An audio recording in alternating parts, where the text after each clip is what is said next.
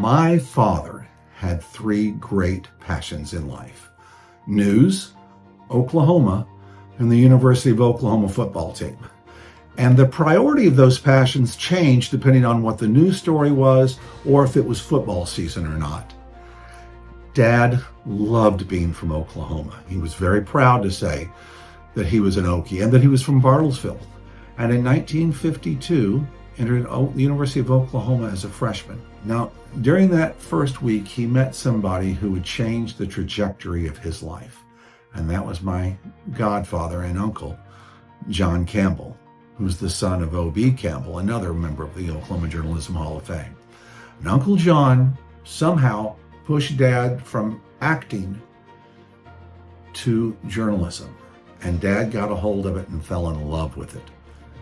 Well, after graduation, Dad worked for Ned Hockman in the documentary unit at the University of Oklahoma for a year. And then he began his news journey. He became a crime reporter, nightside, for KWTV Channel 9 in Oklahoma City, Dad's all-time favorite television station. He then moved up to be the evening anchor with Bruce Palmer, his hero. And for several years, they teamed up to bring Oklahoma their news.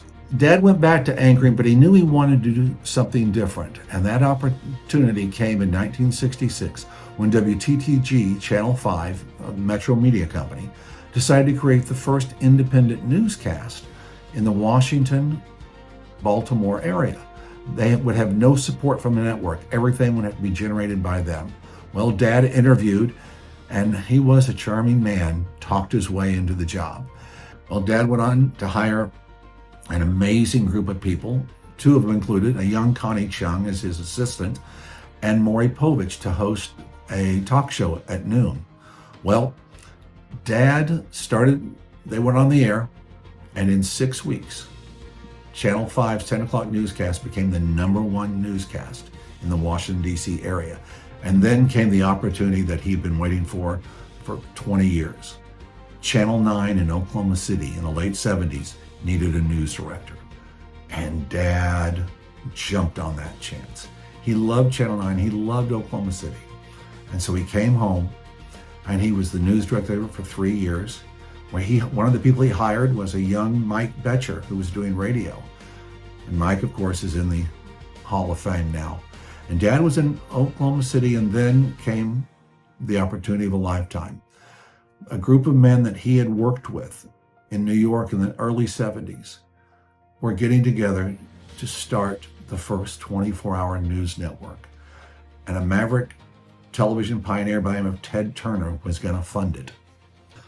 Well, after they finished talking, Ted said, "Well, Ed, where's your office? I want to come by and talk to you tomorrow." And Dad said, "I don't have an office." And Ted said, "Why don't you have an office?" And Dad said, "Because I don't work for you." Ted went, "Oh, well, you're hired." And Dad became the very first full-time employee for CNN. Dad had a motto, and he made sure everybody knew it. Get it right, get it first, get it right the first time. And we did. And Dad's probably crowning achievement was the Gulf War. Everybody who covered that war he had hired. He had placed them in all the right spots. And what happened was television history. There's two people I'd like to thank for this honor for Dad. First is my godfather, Uncle John. He was the person that said, "Hey, Chris, is your dad on the Journalism Hall of Fame?" And he was the one that prompted me to make the application. Thank you, Uncle John. And thank you for being my dad's best friend. And thank you for being my uncle and godfather. And also thank you for my cousins, Kay and Carol, who are here. And I also want to thank Ted Turner. Now, we just lost Ted. But without his vision, without his foresight, there would be no CNN. And the world has lost a little bit of its excitement now that Ted is gone. We love Ted. He was our leader, and we will miss him. Thank you all very much.